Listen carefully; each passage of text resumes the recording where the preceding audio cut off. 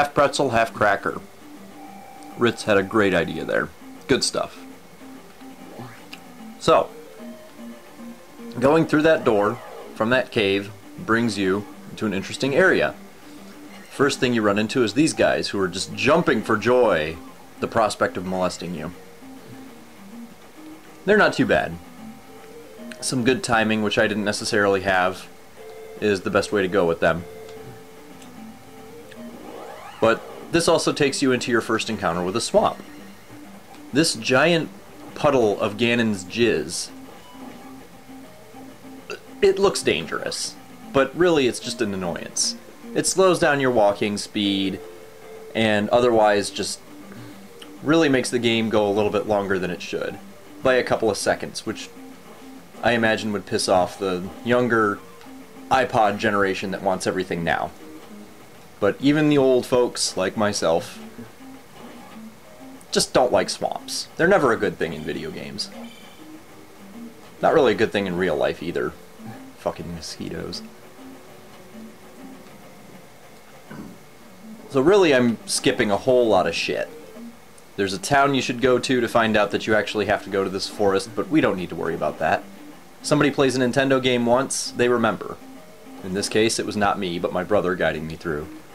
And he remembers everything. He remembers how many hairs Ganon had on his ass in the first Zelda game. So just go to this forest and find this house. No idea who this guy really is. Even if you go to where you're supposed to go, he gives you a letter so that a bridge opens up for you and you can get to Death Mountain. Why you really want to go to Death Mountain, I don't know. But why he has a letter that you need is just extraneous, hey, go do this little chore bullshit. It's really not useful at all in terms of the plot.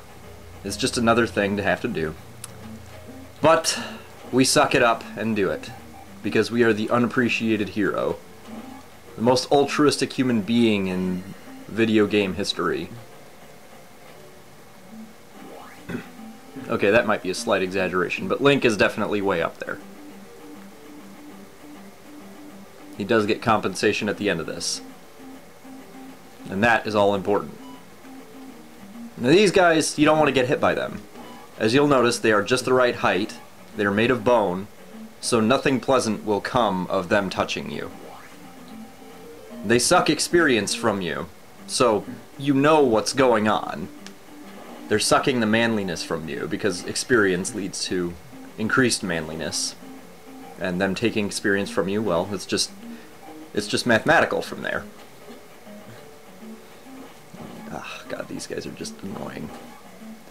They look like they're trying to be clever little bank robbers. They have like a little handkerchief going over their face. But really, these plunderers are not shy about what they're trying to do.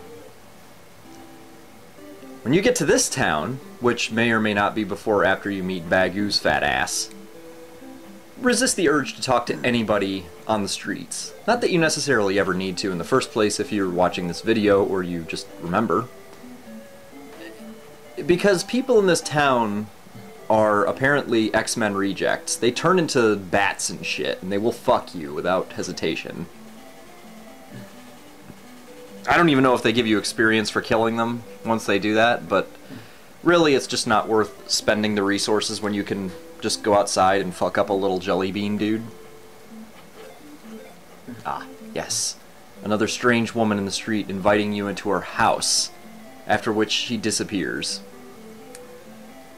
I know I've mentioned it before, but it's good to drill this into your head, so you see the pattern and you recognize. Use this to restore your life. On a serious note, that is quite possibly the most useful ability in the game. You can get your ass beat getting to a palace. There's a palace on an island, I believe, that is conspicuous in my memory for this. And so long as the little statue of the Iron Knuckle outside of the palace drops a red potion, you can go in and out of the palace restoring your life, restoring your magic, and never have a problem. So it's a very useful ability, and I was able to use it. Yes, I did think about going in that house for the principal. But, yes, the life spell saved me going into the next area. There's where the letter comes in handy. I mean, how arbitrary is that for a quest? Sure, it gave me some experience, but come on.